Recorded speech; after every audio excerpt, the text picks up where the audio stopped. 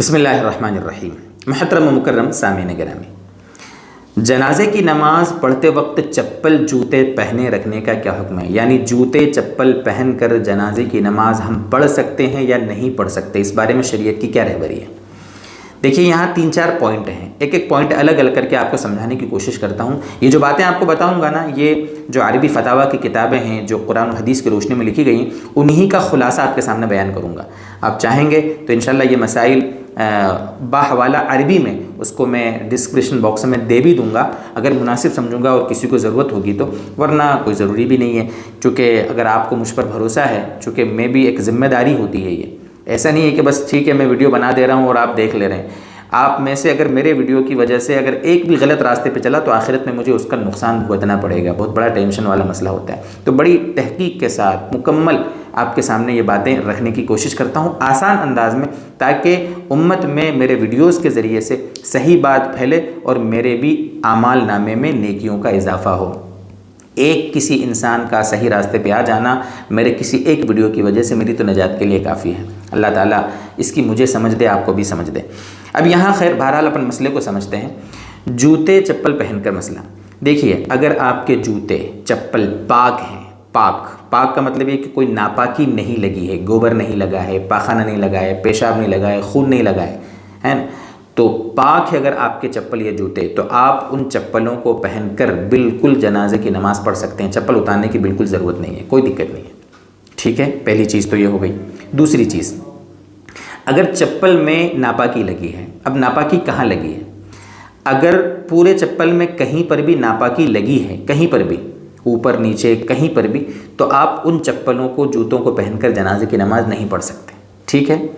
چپل پاک ہیں، چپل جوتوں کو پہن کر نماز پڑھ سکتے ہیں جنازے کی۔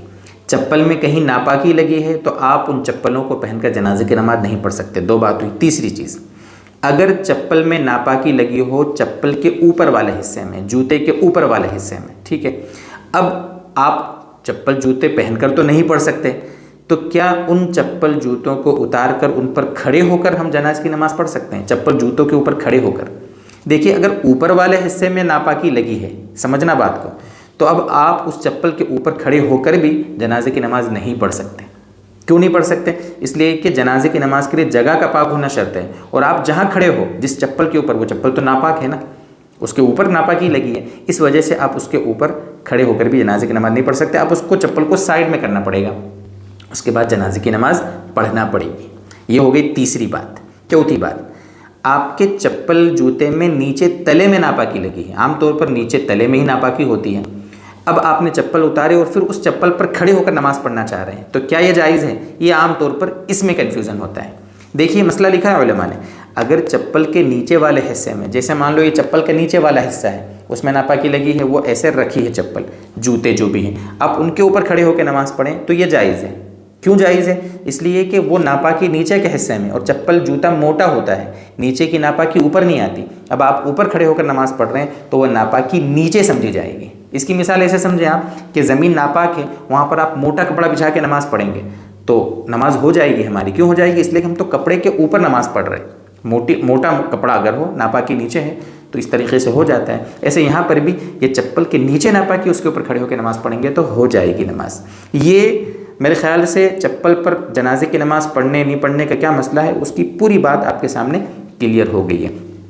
بلکہ میں تو یہ کہتا ہوں کہ اگر کھلے میں آپ جنازے کی نماز پڑھ رہے ہیں نا، کھلے میں، جو ایسی جگہ ہے جہاں پر ناپاکی آنے کا اندیشہ ہے، یعنی وہ جگہ ناپاک ہے، ایسی کھلی جگہ اگر ہے، روڈ پر نمازیں ہوتی ہیں کہیں پر، تو وہاں آپ چپل کیا کریں، اتار کر چپل کے اوپر کھڑے ہو کر نماز پڑھ لیا کریں۔